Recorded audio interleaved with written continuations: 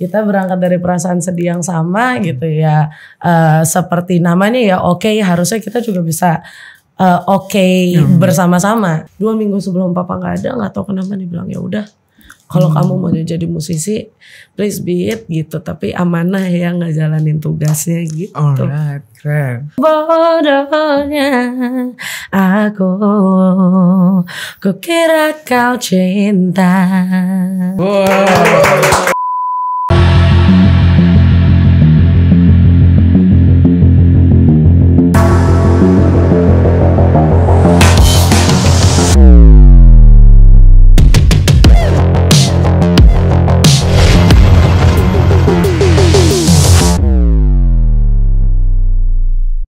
Halo guys, welcome back to Ngobrol Asik.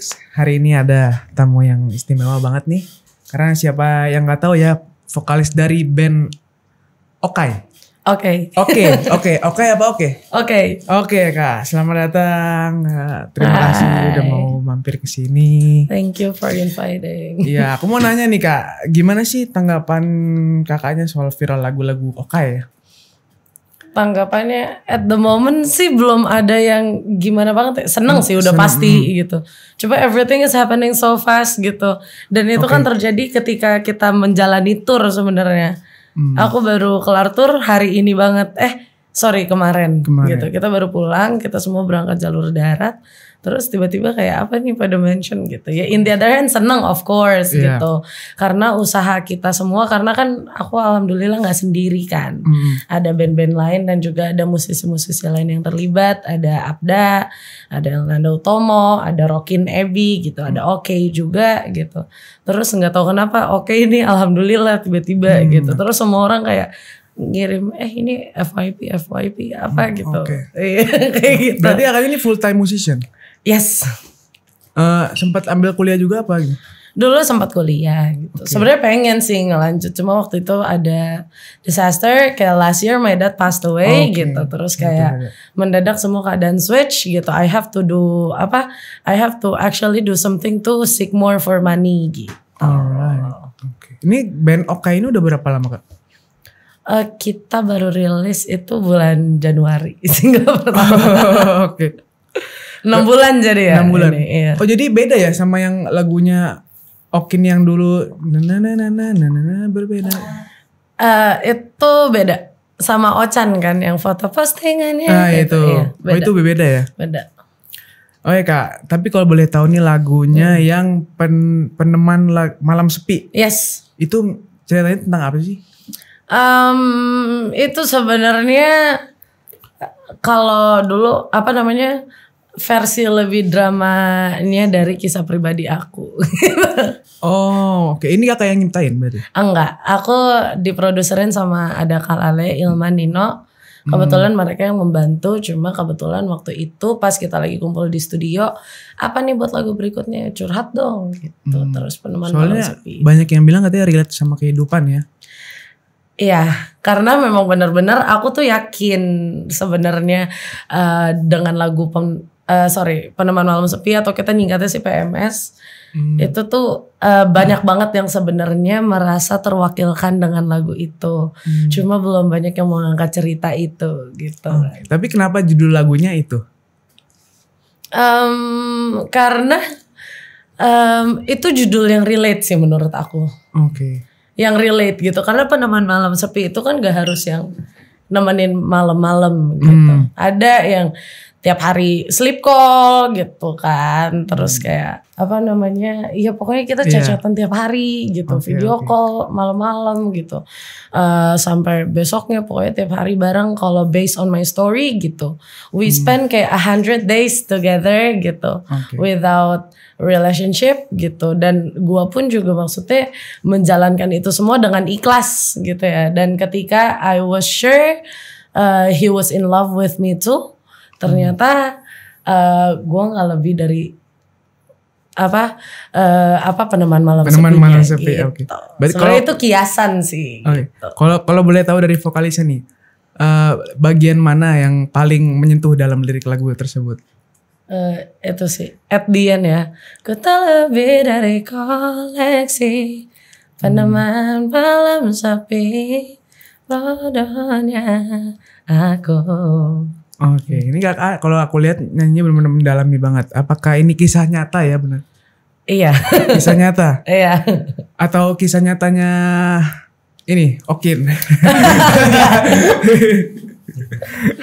Waktu itu kebetulan aku curhat sama Kak Nino gitu, produsernya, karena dia lebih lirikal.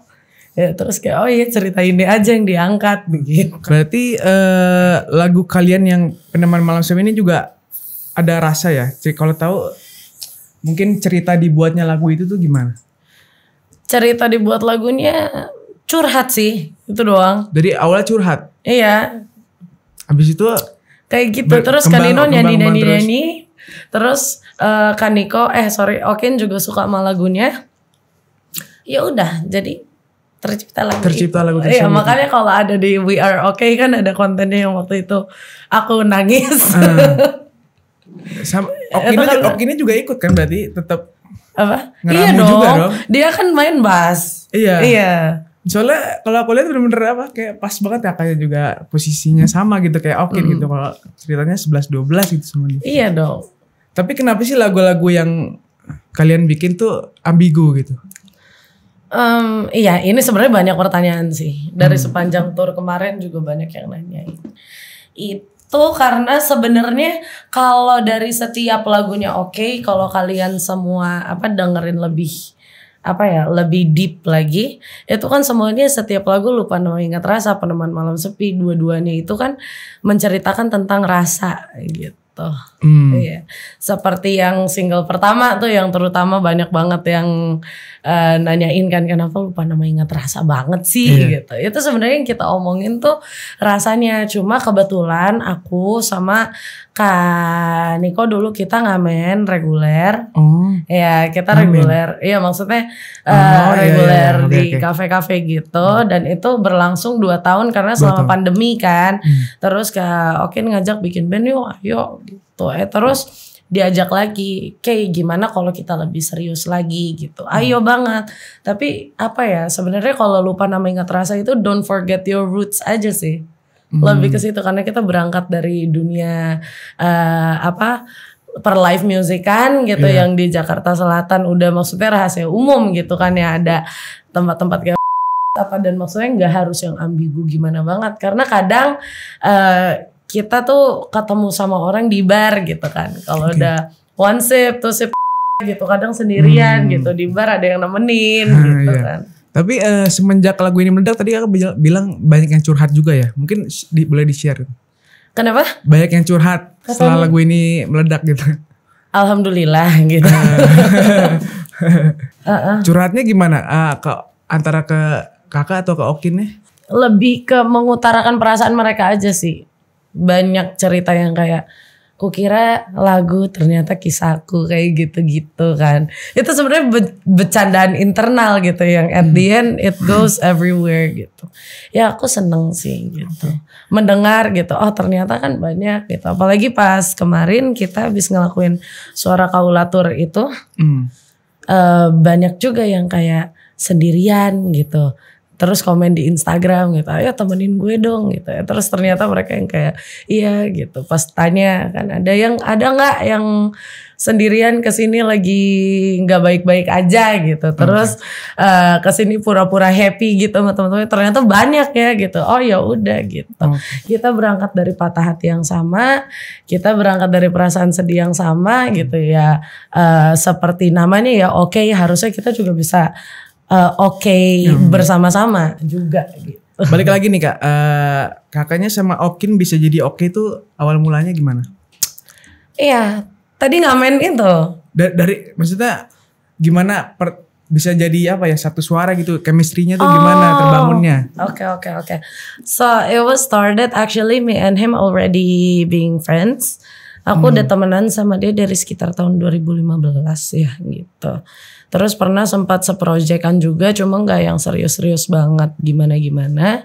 Terus akhirnya pas pandemi itu diajakin kita, Kak Okin sih yang ngajakin. Kayak dia gue pengen ngamen deh gitu kata dia. Oke, sure gitu. Terus ya udah gitu, tapi gak mau lagu yang biasa-biasa aja gitu. Terus akhirnya band yang ngamen berjalan jadi dulu organik kan namanya.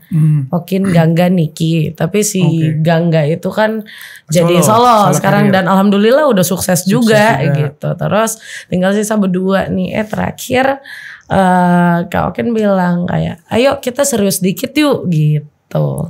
Tapi Kak Okin orangnya gimana sih? As a musician gitu. Baik sih. Baik ya? Baik, terus kayak bener-bener mendedikasikan hidup dia. Sebenarnya dia kalau menurut aku gitu menjalankan hidup, apalagi selama sama OKI ini gitu ya, dan sama Organik kemarin gitu dalam menjalani hidup sebagai musisi itu dia ikhlas banget gitu. Salah satu orang yang genuine gitu, karena yang yang lumayan keras mewujudkan suara kaulatur kemarin pun itu juga Okin gitu, salah satunya gitu. Yang lain kan maksudnya oke kalau bisa jalan-jalan, kalau enggak pun juga ya udah gitu. Tapi dia semua sih kita berangkat dari semangat yang sama, lagi-lagi gitu, punya mimpi yang sama gitu. Ayo deh gitu, dia yang benar-benar nge-coordinate orang gitu. Berarti dengan yang terjadi kemarin gitu ya itu nggak stop dia gitu, itu malah menjadi semangat baru ya. Yes, benar gitu. Apalagi ini kan pilot project sebenarnya gitu. Pilot project. Iya, pilot project. Kita juga pengen memperkenalkan ada El juga, ada El Nando Utomo gitu, ya, ada Abda, Abdul, terus ada Rocky Nebi, ada Abizar juga, sama aku. Oke, kita ya pengen memperkenalkan karya-karya kita dengan segmen yang lebih luas gitu. Alright. Di TikTok nih Kak, banyak caption video bilang definisi cantik gak harus kurus dan tertujunya sama Kakak ya. Bagaimana pendapatnya? First of all, seneng banget pastinya gitu ya. Karena dulu aku tuh sering banget di waktu SMP SMA lah gitu. Aku sering banget kayak dibully sama teman-teman gitu. Iya, terus kayak iya, it was all about my body gitu. Terus kayak beberapa kali kan body positivity baru tren kan belakangan ini gitu kan. Iya, tapi kalau dulu tuh I struggle so hard gitu, karena back again gitu, aku jadi susah masuk industri gitu kan, karena kalah sama yang, tapi maksudnya I'm not blaming her gitu, being pretty is a gift. Gitu, and it's a truly gift gitu, dan itu juga nggak ada salahnya gitu, karena memang itu kan satu poin plus ya gitu, tapi maksudnya I find it really hard gitu. Terus kayak, dan sebenarnya born with a body type like this itu bukan aku yang mau loh gitu. How I wish gitu, I was born to have a perfect body gitu kan. How I wish gitu, gue bisa ideal gitu. Aku juga dulu sempat ikut pageant apa segala macam dan mati-matian buat kurus gitu. Turns out ini sih waktu itu datang ke ahli gizi gitu, udah kayak frustasi. Dulu aku kurus banget, maksudnya jauh lebih kurus dari ini, tapi aku tetap merasa not enough. Gitu. I don't feel enough gitu, karena aku tetap ngerasa setiap orang tetap nge-body shame aku gitu. Dibilang aku tetap lah gitu. Terus kayak even though my mom and my dad ya tujuannya baik gitu, balik lagi nggak ada yang salah dengan opini mereka itu gitu. Tapi habis itu struggling with myself gitu. Terus pada akhirnya aku lebih kurus pun orang-orang bilang aku tetap gemuk gitu.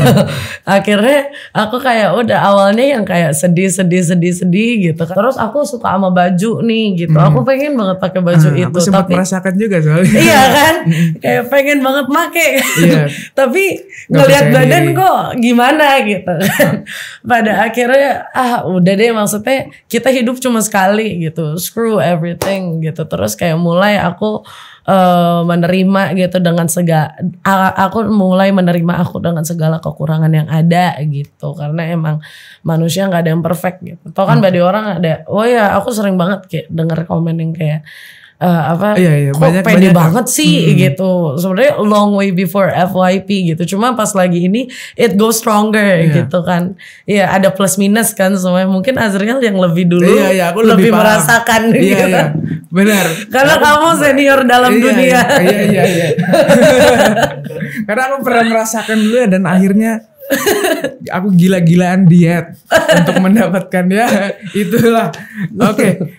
Tapi dari kakak sendiri, siapa sih support sistemnya? Support system aku sebenarnya itu my dad. Oke. Tapi he passed away last year kan. So my friends or everyone that all I got gitu. Soalnya mungkin ya, my mom kan a big fan of your family. Oh iya. Berarti tahu juga ya. Iya gitu. Terus kedekatannya kan maksudnya kayak Azriel ke keluarganya kan sangat dekat apa gitu. Nah itu dulu aku sama papa tuh kayak gitu. Tuh. Terus kayak waktu dia nggak ada, ya itulah. Maksudnya bangkitnya susah. Nggak suka aku dibahas ini. Ini kak tisunya kak. Gak mau. Iya kayak bangkitnya tuh susah gitu. Betul. Apalagi makanya I strive gitu on my music gitu. Karena dua minggu sebelum papa gak ada pun ya.